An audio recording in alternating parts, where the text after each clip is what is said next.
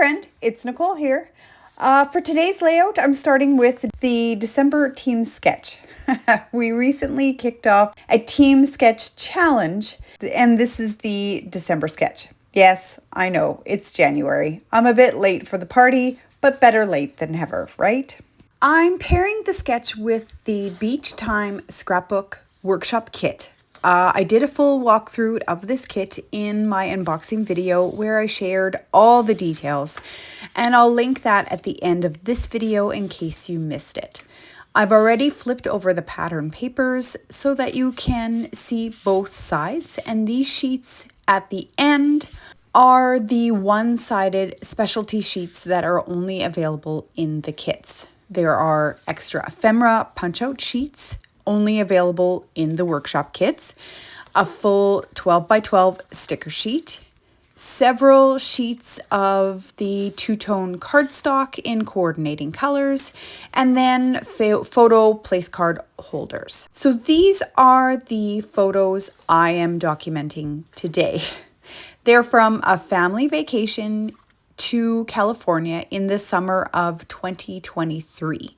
And of course, my husband never warns me when he's taking my picture. We stopped at an amazing restaurant called Duke's while we were in Huntington Beach. So this one is of my youngest son, Evan.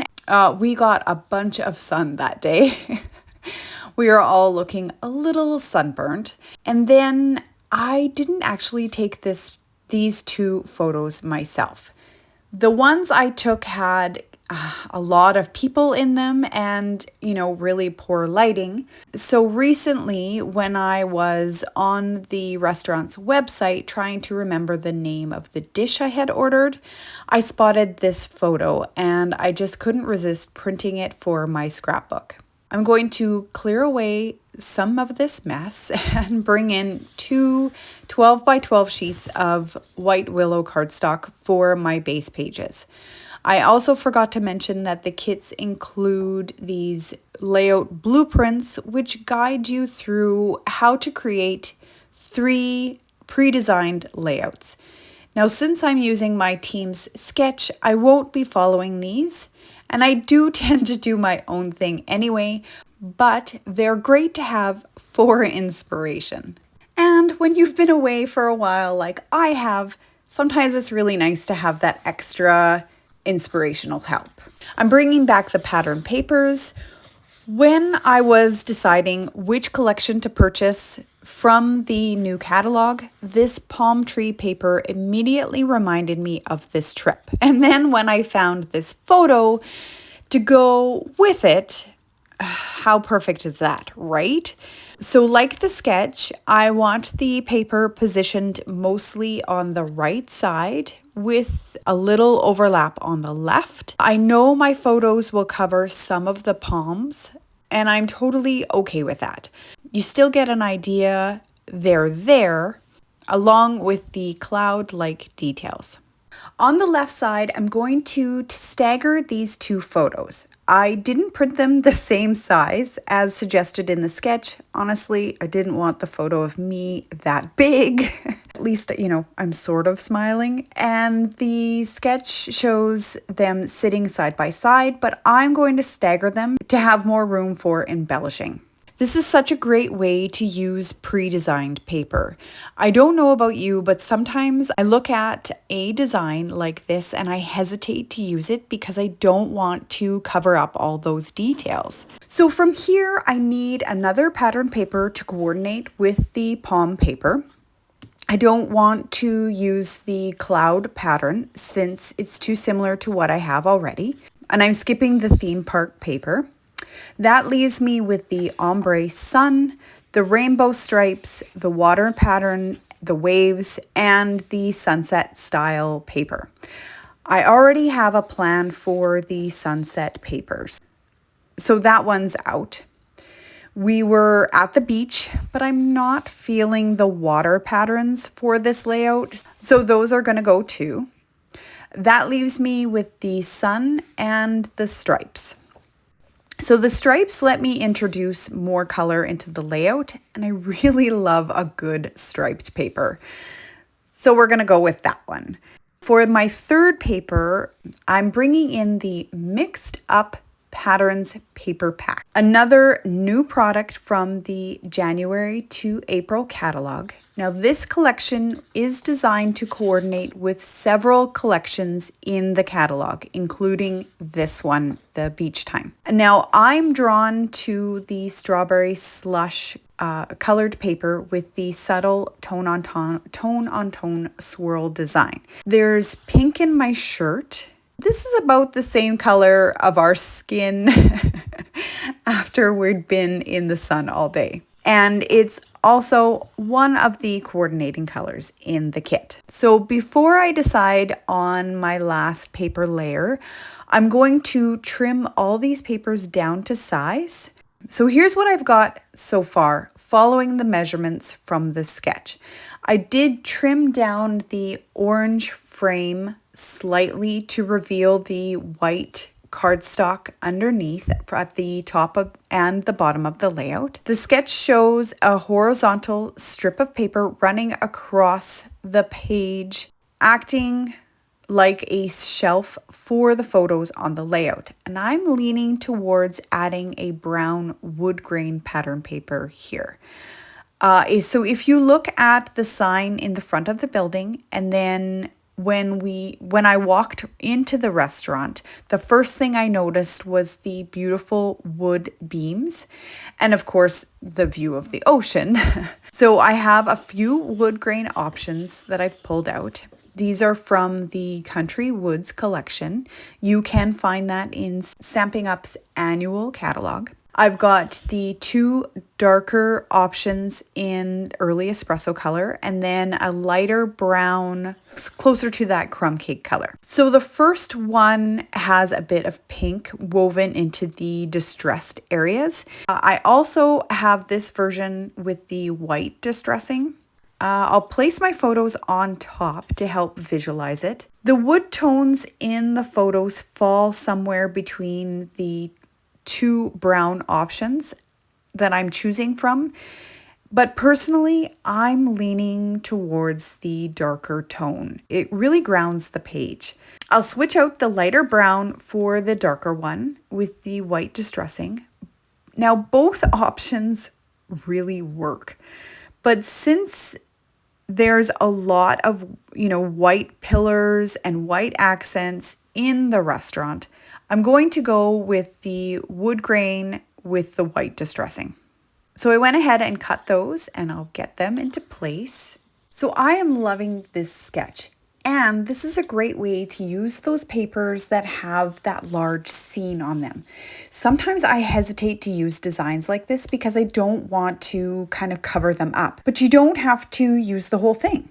You can trim it down, cut out elements to use for embellishments, rotate it or stretch it across 2 pages like I'm doing. It's a simple way to make those beautiful patterns work for your layout. To help the photos stand out, I cut mats for each photo using Secret C two-tone cardstock. I'm using the true side. I just love this color. It's soft and calming, like, a gentle ocean wave. Oh, that sounds so cheesy. And it really complements that beachy feel of the layout. For the 2 photos on the right, I cut a double mat for them. I wasn't loving that you could see part of the palm tree trunk between the photos, and this just cleans it up nicely. So I'm going to ink the edges of all the paper layers with Secret C ink. But for the wood grain strip, I'll use early espresso instead. I like using a sponge dauber for this. I do purchase mine from Amazon. I use nothing fancy, just something easy to control. So I don't have a lot to share about these photos, other than my husband James and Aiden both ordered the fish tacos and immediately declared it was the best tacos they've ever had in their life. So naturally, that made me wish I had ordered them too. So if we ever go back, I already know exactly what I'm getting. One thing I am being mindful of here is not adding ink through the center of the pattern paper. I want it to read like one continuous 12 by 24 background instead of two separate pages. I'll get this all finished up off camera. So this is the Happy Place stamp set. The word happy is actually like the beach horizon scene. Now this is a red rubber stamp. The letters are large enough to easily cut out, and I stamped the word in Secret Sea ink on white cardstock, and then I fussy cut out the letters. Now I was just playing around off camera, but I decided I really like it. On the sketch, the title sits over here, spanning across the entire strip. Since I staggered my photos, I don't have quite as much space, but I do have just enough room for the word to fit. Right now, it's blending in a bit with that wood grain, so I want to give it a little help. Using the Spotlight and Nature dies, they're nesting circles with different decorative edge details. And I really liked this one that looks like it kind of looks like flower petal design. At least, that's what I think it looks like. I cut one out of white cardstock, and I'm going to tuck that under the photo to hold the word happy. And now that's much better, and it really stands out. Now for the rest of the title, I'm thinking about using the word days or times, but then I spotted the word vibes in the Beach Time stamp set. This stamp set coordinates beautifully with the Beach Time workshop kit and the Beach Boardwalk DSP. You can tell it was designed with scrapbook pages in mind, and it makes adding titles, accents, and fun details to your layouts super easy. So my title is going to read Happy Vibes. I'll pick up the stamp with the block, a block that's close to the same size as the stamp itself, which this one is somewhat that way. I want to bring in more of the summer splash color into the layout. I have a scrap piece of paper here, and I'm going to do a few test stamps before committing to the layout. Now I'm leaving the circle in place to help with my placement. That looks about right. I'll hold that in place for a second. And, if I do mess up, I can always flip the circle around and try again on the other side. But thankfully, that worked perfectly. Now for the fun part. I pulled out a few die cuts from the workshop kit, some palm leaves, and a large palm tree. I'm starting a cluster in the upper right, using the large palm along with one of the green leaves. Another green leaf will tuck behind the title area, and then one more goes above Evan's photo to help balance everything out. Looking back at the Beach Time set, there's a hibiscus flower here. The first Duke's restaurant opened in Hawaii, and it has quite the story attached to it.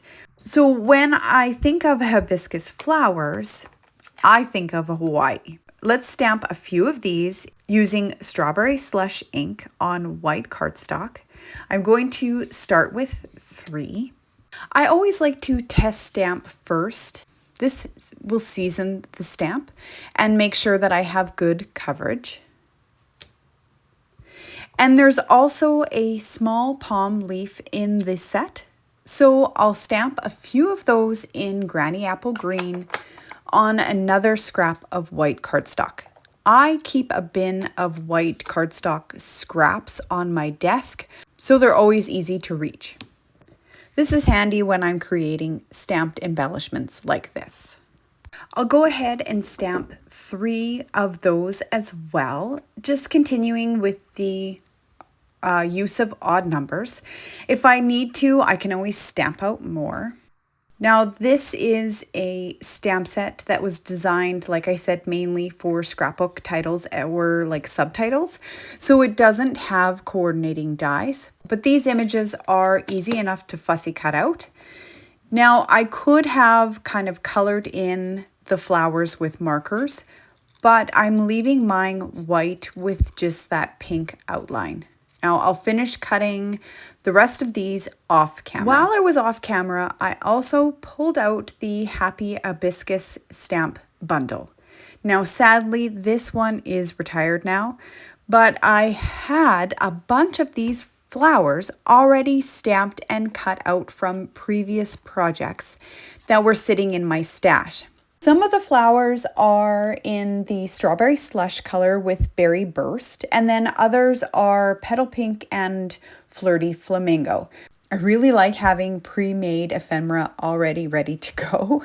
So it makes layouts come together so quickly. I do keep all of my leftover embellishments that I've made for previous layouts in these little bins for easy storage. There are a few other colorways in here too, but I don't love these as much. I don't feel like they coordinate as well. So I'm just going to stick with the ones that I've pulled out already. I'm starting with the larger flowers, working them into the 3 clusters I already have going. So when you're layering die cuts, try mixing sizes and slightly overlapping them. I like to tuck them behind the photos and others in front. It adds depth and makes your clusters feel more dramatic without being too fussy. So I'm just lifting up that H to stick the flower in behind there to give it a little bit of interest. I think I like that. Maybe not so much. Yeah, just like that. Perfect. And we'll adjust that leaf and bring in another flower. I'm really liking that cluster. Maybe a little bit more of the strawberry slush color in that little flower there. Or let's put it over here. Yeah, that looks nice. Then I have a little leaf to add some more of that granny apple green color. The cluster in the upper left needed a little more of that summer splash color, so I cut a small tag to layer behind the flowers. And then I'll bring all the other elements back in, so the big palm leaf and then my hibiscus flowers on top. Off camera, I typed and printed my journaling onto white cardstock, and then I used the same Spotlight on Nature circle die, just one size smaller, to cut that out, and I'll nestle that into this cluster. There is a lot of open space here, and I like how adding another circle balances out the title on the opposite side. I'll tuck the palm tree back in with the flowers. So the restaurant Duke's at Huntington Beach was named after Duke Pawa, I'm going to say this totally wrong, Kakamaku. Anyway, he was a legendary Hawaiian swimmer and surfer. He was considered like the father of modern surfing, and he won a bunch of like Olympic medals, and he helped introduce surfing to Huntington Beach back in 1925, so way before it even became Surf City, USA. I thought that was kind of a cool little tidbit of information. But the restaurant itself captured that complete laid-back beachy vibe that Duke was known for. It had like surf touches in the decor with some, huge open windows so that we could see the ocean, lots of wooden details like I had said, and it just felt like this relaxing and welcoming atmosphere. I'll add a few more of the smaller palm leaves into the cluster by stamping them with Summer Splash ink. I'll stamp one behind this flower at the bottom of the circle, and then off camera I'll add a few more. One in the upper area of the journal circle, and then another near the title area. While I was stamping the leaves, I also stamped I Heart Sunshine above the journaling on the circle. I cut a few palm trees using the Boardwalk Fun dies from Secret Sea two-tone cardstock using both the light and the dark sides. I love the mix of flowers with the palm trees in the clusters. I stamped The Perfect Day, again in Secret Sea ink, onto white cardstock and cut that into a small circle to add to the upper left cluster. I finished things off with a few flat pearls from the 2025-2027 in color set, sticking with just the pink and the blue ones. Then I stepped back and looked at the layout once more, and something just still felt a little off. I wanted to soften the white areas, so I added some light ink blending with balmy blue behind the clusters and the title area. The other thing that was bothering me was the tree trunks peeking out from under the photos. It just looked a bit odd. So to fix that, I cut a 1-inch strip from the cloud pattern paper and tucked it under the wood grain piece. And just like that, problem solved. No one will ever know it wasn't meant to be there. Now let's take another look at the sketch. I made a few changes. My title now takes up less space, and I moved my journaling over to the right side of the layout instead of strip journaling at the top on the left side. These little adjustments helped everything feel balanced and gave me more room for my photos and embellishments. So here's a closer look of the finished layout. It's bright and cheerful, just like the day was. I'm so glad that I finally got to use this stamp. I absolutely love it. I think this is a great way to use that pre-designed background paper in a different way, stretching it across the 2 pages, trimming it down, and letting it work as a design element rather than like a full background.